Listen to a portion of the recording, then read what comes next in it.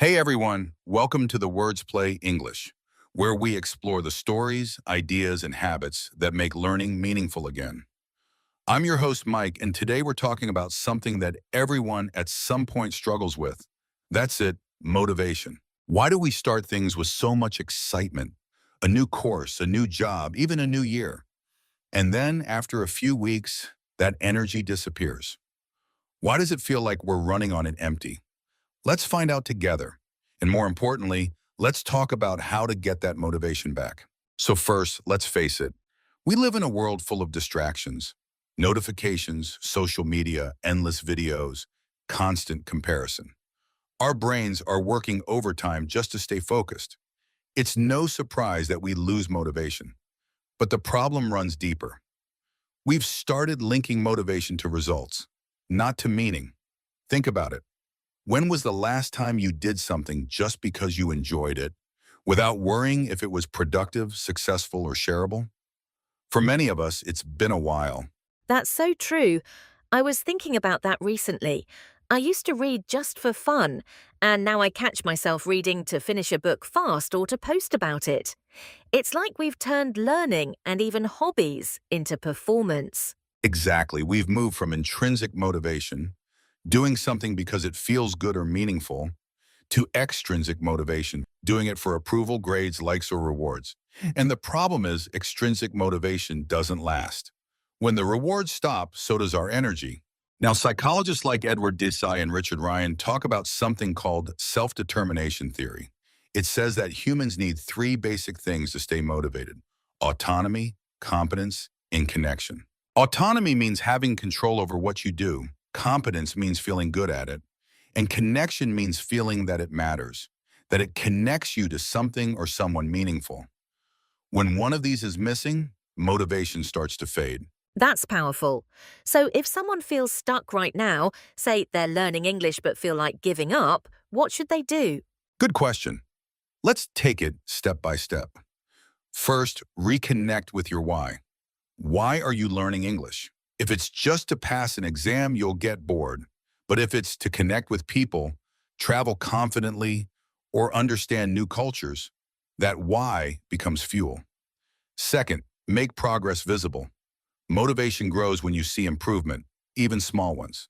Keep a journal, track your daily goals, or record your pronunciation and notice how much better it gets over time. Third, build a supportive environment. Find people who are on the same journey.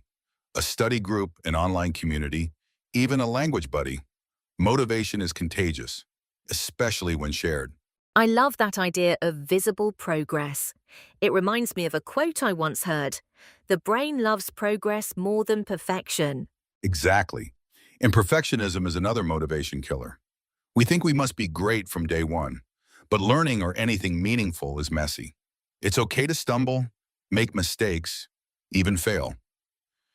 That's where real growth happens. You know, there's something I often tell my students: consistency beats intensity. It's better to practice 10 minutes every day than 2 hours once a week. Motivation often comes after you start, not before. That's so true. It's like waiting to feel inspired before you start writing. It never happens. You get inspired by writing. Exactly. Action creates motivation, not the other way around. Now, there's also a modern problem that psychologists call dopamine burnout. Because we get small hits of excitement all day, likes, messages, notifications, our brain gets used to quick rewards. So when we face something that requires patience, like learning or self-development, it feels too slow. So, how do we fight that? One great way is what I call a dopamine reset.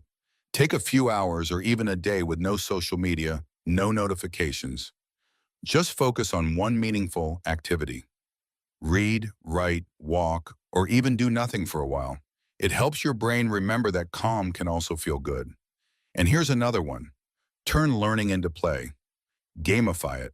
Reward yourself. Use creative tools. For example, when learning English, you can record your own podcast, make short videos, or debate your favorite topic in English. Make it fun and personal. That's brilliant.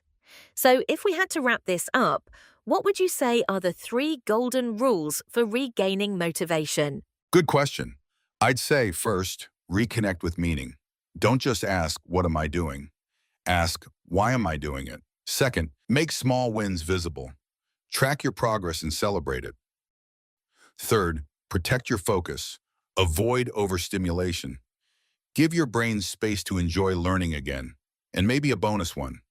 Forgive yourself for losing motivation. It's not failure. It's human. The trick is not to stay unmotivated for too long. Beautifully said.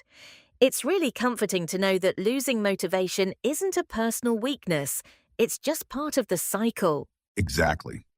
Motivation comes and goes, but purpose stays. If you nurture your purpose, motivation will always find its way back to you. That's it for today's episode.